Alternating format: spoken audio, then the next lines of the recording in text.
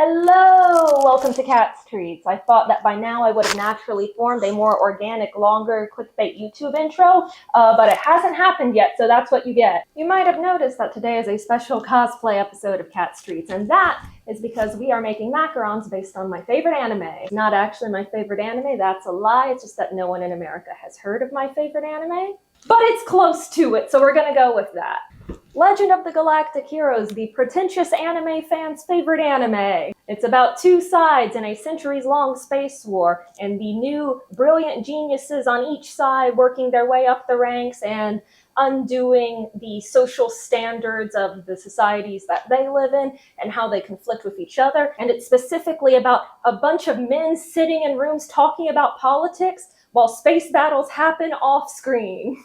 There's 110 episodes of that, 160 if you count the guidance. I have watched them all multiple times because I'm a normal person.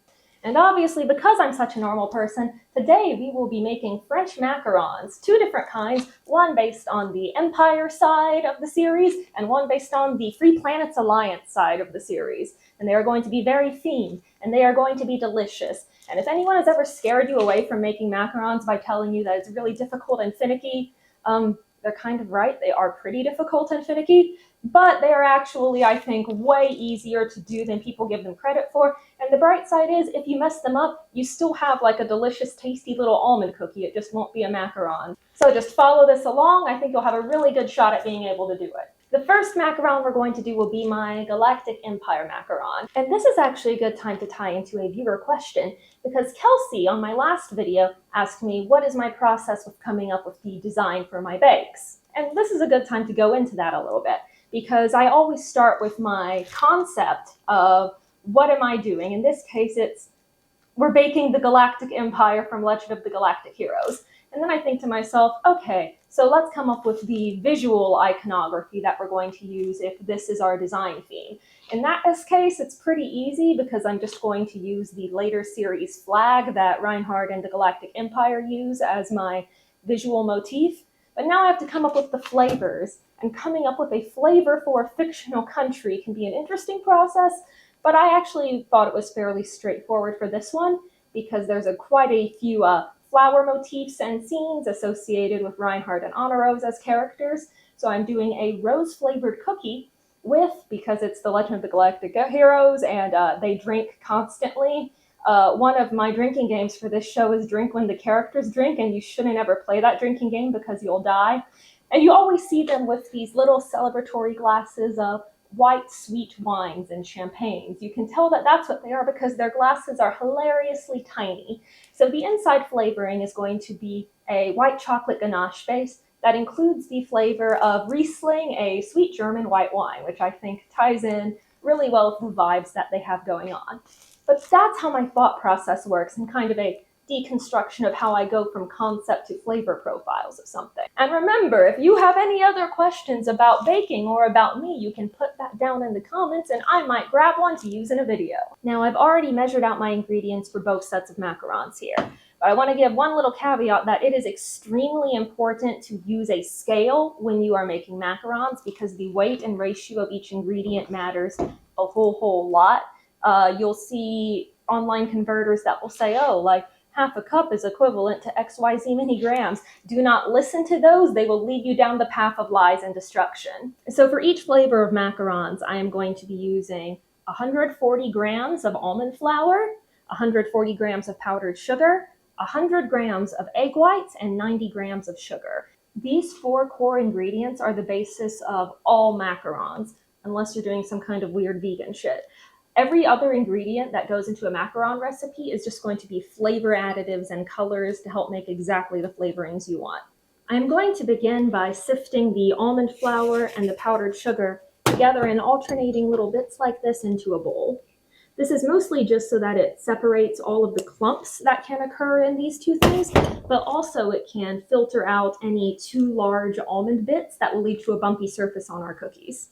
After you've sifted both, just give them a good little stir around in the bowl like this to make sure they're mixed. So now I'm going to set this to the side and get to work on what I'm doing with my egg whites. We're going to be whipping the egg whites up into a stiff meringue, and to help make that happen, your best practice is going to be using a metal bowl and also either being absolutely sure it is perfectly clean, or even if you think it is, pouring a little bit of vinegar into the bowl and wiping it all around just to make sure you have a clean, clean, clean bowl to work with.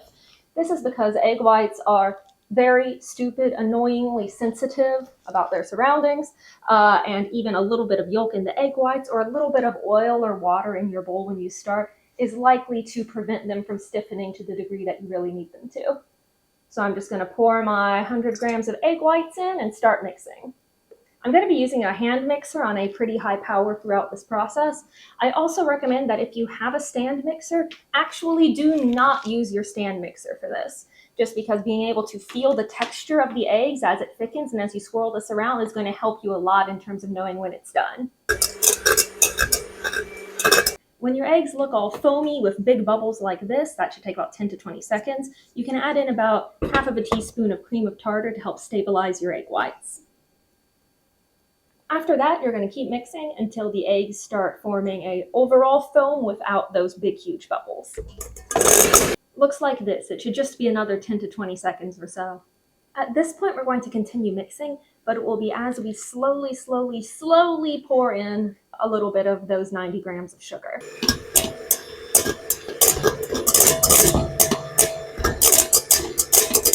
After your sugar's all incorporated, you should notice your mixture starting to look very glossy. At this point, you're just going to keep beating it at a very high speed until the mixture is stiff enough that you could turn your bowl upside down and nothing would fall out on you.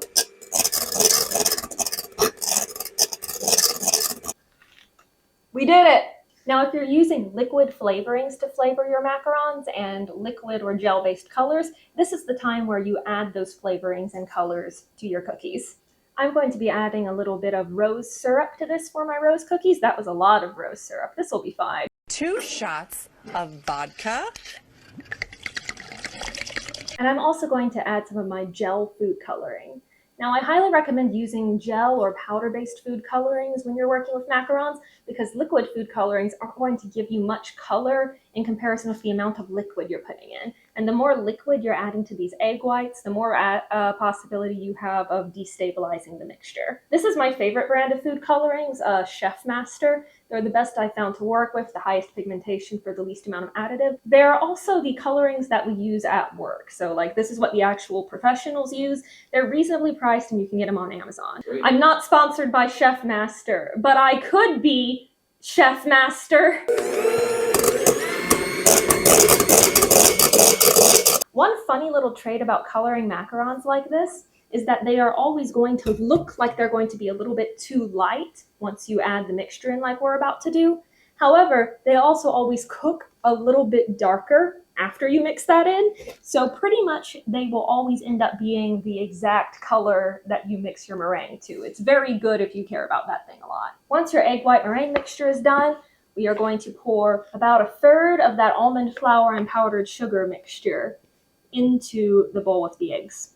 Once you got that in there, you're just going to mix it by scraping around the edges of the bowl, reaching under and kind of folding it in. You're going to do that until this 1/3 of the powder is completely incorporated. It's also very important to do this by hand with a spatula and not with any kind of powdered mixer, because otherwise you will ruin everything. Basically, if you use an electric mixer at this stage, when you're mixing in a solid ingredient, it just runs all of the bubbles and the structure right out of the egg whites, so your cookies will be flat, flat, flat. It's bad. After you no longer see anything powder in the mixture from that initial pour, you can add all of the rest of it all at once. And we're going to mix it with that same kind of folding technique, which is, by the way, called macaronage, which is what the name of the dessert, the macaron, comes from. We're going to scrape the sides and flip it underneath. We're going to keep doing this technique until we don't see any of that powdery stuff. Once it's all incorporated, it's time to check if your macaronage is complete. I'm going to take up a little bit of the mixture and see how it just breaks off like that. It doesn't flow off in any kind of way, and it just kind of falls off my spatula. This means that the mixture is still too thick and I have to mix more. Now I'm going to mix until it actually is ready and show you what that looks like. Now I've given it about 5 or 6 more turns. Let's see how it's loosened up. See how it flows up slowly? That's a good sign. and how I can make a kind of little swirl with the mixture. You'll see people call this the figure 8 test. If you can move your spatula in a little figure 8 shape and have it be unbroken. This is exactly where we want the texture of the mixture to be at for piping. Now, unlike most cookies, macarons get piped out. That's why you see them with such neat little circles. You're going to want a piping bag with a medium to small size little circle tip here. If you don't have any piping bags at your house, you can take some parchment paper, kind of roll it into a cone, tape up the sides, and put in a tip like that. If you don't have any piping tips at all, well, you're going to have some slightly messier cookies and a bit of a more difficult time with it, but you can still make it work. Another option I would recommend would be to cut off a little bit of a corner of a Ziploc bag. Anytime you can make a bag-shaped object, that will work for this purpose. I just highly recommend actually doing this piping process instead of just trying to make little circles with a spoon or something. You're going to pipe them onto parchment paper, and this is a necessary part of it. There are no substitutions for having parchment paper, unfortunately. Also, the ideal use case is a flat baking pan like this, but I recognize that this is kind of a specialty item. Not a lot of people have flat pans in their house, so an alternative to that flat pan, oh no, they went away. There. I'll make them cut, right? An alternative to that flat pan is to actually just take a normal baking tray or cookie sheet and to put your parchment paper on the back of it. This will totally work. The problem that comes up is that having these raised edges stops the airflow in your oven from evenly covering each one of the cookies, and that can cause weird baking stuff. You really just want that flat surface. I am loading my little piping bag. You're going to be piping from the center of the cookie, and I often do a very small swirl at the end just to lift off my piping tip cleanly. You can actually pipe macarons closer together than normal cookies because they don't expand outwards in the oven. They just expand upwards. Why do they only expand upwards? Because the air lifts them. Once you have a full sheet piped out, it's time for violence. If you bake the macarons just like this, there will be too much air inside them and the cookies will all crack. So you're going to have to beat a little bit of the extra air out of them. You could do that by tapping on the table, which makes a very loud noise. Or you could do what I usually do, which is to just hike my leg up on something and hit it like that. And I'll usually do 4 whacks, rotate, etc. I still have some more batter to pipe out, so I'm going to set this tray to the side. But when you're making macarons, you actually want to set your piped trays to the side for a little bit. Because if I were to touch these right now, they would still be super sticky, and a lot would come off and stick to my finger if I tapped it. However, macarons, because they're made of an egg white mixture, are going to dry out a little bit over time. And if you wait for about half an hour to 40 minutes, you're going to see that they form a kind of skin on top. And you want that skin, actually, because it's going to help your cookies lift upwards from the air escaping as they bake instead of, again, crackling and breaking up. So I'm going to touch this right now and you'll see what it looks like. And then we're going to touch them later when they dry and you'll see the difference. Look, we've time traveled. I'm touching the same cookie and it's totally fine. Now it's time for me to move on to the Free Planets Alliance macarons, which is functionally the entire same process with one significant difference. And luckily that difference is right up here at the front. So for the Free Planets Alliance flavor, in honor of the illustrious Yang Wen Lee, 酒は人類の友だぞ。友人を見捨てられるか。 we are doing a tea and brandy macaron. 学生同盟を憎むようになる。するとローエングラム公は故意に皇帝を逃がしたというわけですか。十分にあり得ることだね。 Now how we're going to get the tea flavor is with a dry flavoring made from actual tea leaves. If you recall, we used a liquid flavoring in order to do the Galactic Empire macarons, so I'm going to show you how to do a dry flavoring right now. Anytime you're using a dry flavoring for a macaron, it's basically going to be a powdered form of whatever flavor you want it. So to do mine, I'm just going to take some tea leaves, probably about a tablespoon of them, but more powder would obviously make a stronger tea flavor, and pour it into a small blender or spice grinder. Now, tea and brandy in the canon of the show is Yang's favorite drink, but we all know that in the show it is far more brandy than it is tea, but you can play with those ratios however you want. The brandy flavor is going to come in when we do the fillings later. You can use any flavor of black tea that you want for this and it will be good. I recommend Earl Greys or other similar black teas that have a little bit of bite to them like that. I've already mixed together my powdered sugar and almond flour just like I did earlier. So now I am just going to sift in my tea mixture on top of that and mix it in with those. I've also already whipped up the eggs into a stiff meringue. Now for the Three Planets Alliance macarons, I decided to visually theme it after the little dark green berets that they wear. So I'm going to be adding a lot of green and black food coloring to this. Just like this. I also put about a teaspoon of vanilla in with this one too, since I think it'll play really well with the tea flavor. Then it's just a matter of mixing in the two and piping it out exactly the same as we just did on the Empire side. Now that I'm done piping the Three Planets Alliance macarons, I am also going to set those to the side and wait for them to form that same dry coating on top that I mentioned earlier. While I'm waiting for the cookies to dry in preparation for baking and for my oven to preheat to 300 degrees by the way, there's not actually fashion for me to talk about because I'm in a cosplay. There is, however, way too much Legend of the Galactic Heroes merch in my home. Behold, my Legend of the Galactic Heroes themed entertainment center. Obviously, I have all of the English language print of the original novels that this is all based on. Those novels are, of course, held on their place in the shelf by my Young and Reinhard metal bookends, which also hold my omnibus printings of the 1980s Michihara manga adaptation of all of the currently being written Fujisaki manga adaptations. Moving into figures, I have my absolute beloved, my marble bust of late series Reinhard von Lohengrin, which I think is the coolest thing I own. My little Artifacts Yang Wen-Li figure, he is perfect. The Reinhard and the Kierkeis, do not separate them. And all of these little cat dolls are actually cat versions of the main characters. I also have the official chess set, which I think is a very fitting piece of merch to exist for this series since it's all about strategy and tactics and whatnot, but it also might actually be the worst chess set ever made. All of the little guys are like the exact same shape and silhouette. Like, how am I supposed to look at these two pieces and go, ah yes, this one is a castle and this one is a bishop? They're just guys.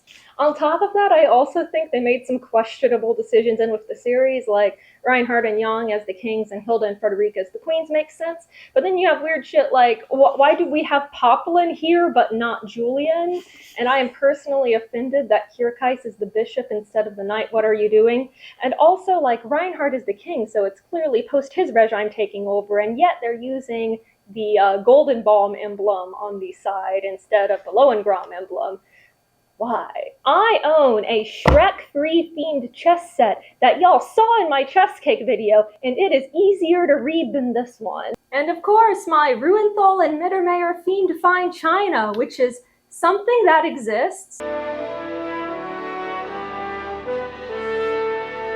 Now, if you have a standard non-convection oven, you're going to want to put these in the oven at 300 degrees for 7 minutes, rotate the pan 5 more minutes. If you have a convection oven, you can just leave them in place for the full 12 minutes. Now again, these are kind of finicky little cookies, so a couple of things you want to make sure about are to not put in more than one level of trays in the oven at once. If you have 2 small trays and come put them in the oven next to each other, that's fine, but what you want to avoid is having one tray on top of the other in your oven space. That will cause the air to not circulate properly on the bottom cookies and they will not bake correctly. Another way that you can check when the cookies are done is after they've been in there for 12 minutes, just gently reach forward with your finger on top of one of the cookies and try to wiggle it back and forth very gently. If it wiggles, then they might need another minute or so in the oven. If it doesn't wiggle, you know it's ready and you can take it out of the oven.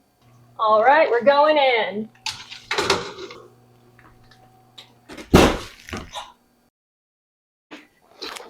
Can I help you?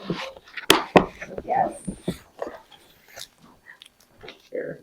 I got my cookies all out of the oven and peeled off the parchment paper, and it is definitely not the next day. So it's time to actually make the fillings for these. Now, both of these are going to be a ganache-based filling because I'm working with alcoholic flavors, and I find that when you are adding like a lot of alcohol and we want to add a lot of alcohol to these flavors, it's much better to work with a stronger filling base, like a ganache as opposed to a buttercream or a whipped cream or something along those lines. Because if you try to add a bunch of liquor into your standard buttercream icing, you're just going to end up with kind of a runny mess. And also the dairy has a chance to break down into a kind of gross texture. It's not a good time. My favorite thing to use is actually a white chocolate base for my very flavorful fillings like this, because even though white chocolate is much maligned when eaten on its own in the grand society, it makes a fantastic neutral vanilla flavored base to impart other strong flavors into.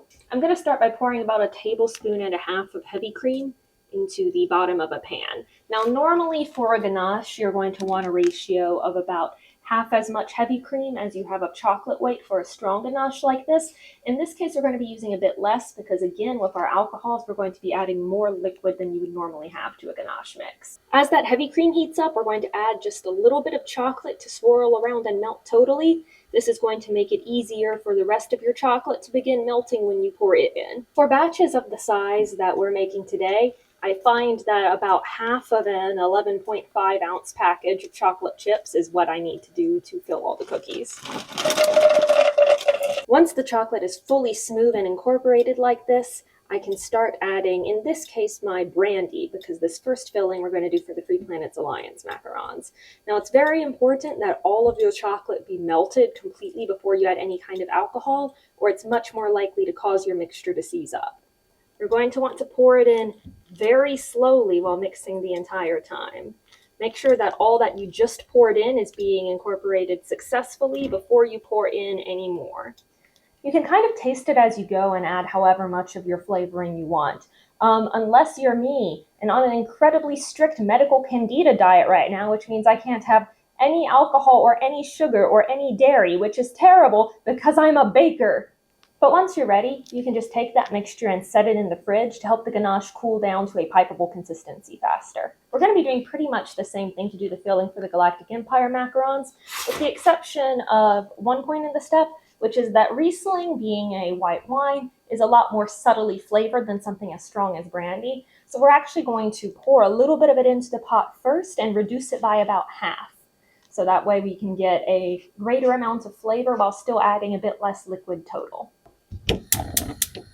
Once that's reduced by about half or even a little bit more, you can just pour it into another container on the side and then use that pot to do all of the exact same steps we just did with the FPA macarons. Now that the ganaches have cooled, I have matched up all of the cookies with a size appropriate pair, and it's time to pipe the insides.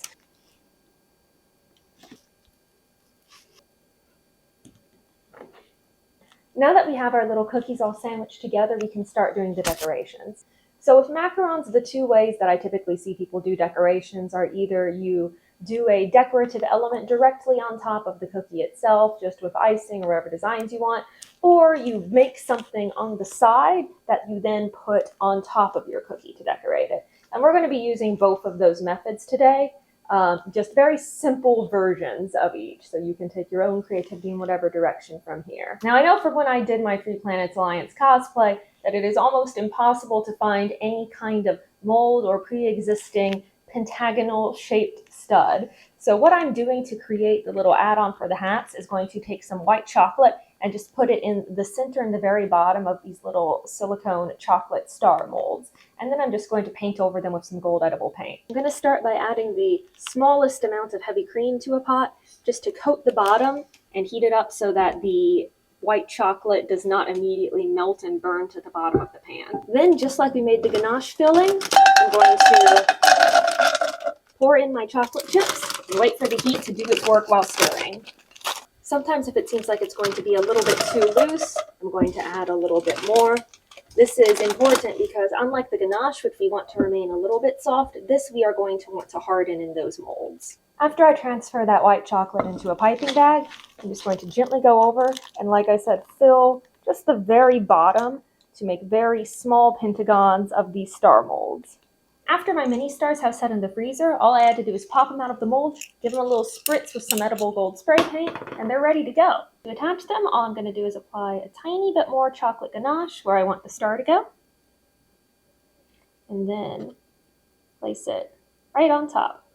Like I said, we're going to do a directly flat-on cookie decorating thing for the Galactic Empire ones, and it's going to be based on their little flag. I actually traced the shape in the center of the flag and then used a clear tracing paper to cut out said shape, which we are going to use as a stencil on top of the cookie with this little edible food color spray can.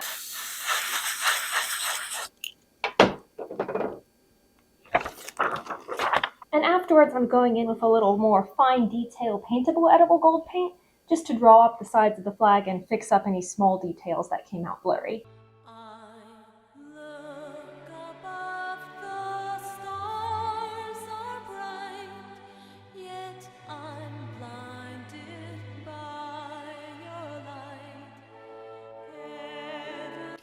And now I have all of these delicious custom flavored macarons to enjoy. If only I wasn't on the absolute diet from hell. If only there was someone here who could eat sugar and dairy products. Oh, I'm here to help you. Wow, how incredibly convenient. Eat some cookies, Siegfried Kierkeis. Absolutely, my lord. My lord, our empire's cookie is fantastic. Thank you. I love the ganache, love the rose. You must partake in an enemy cookie, I'm sorry.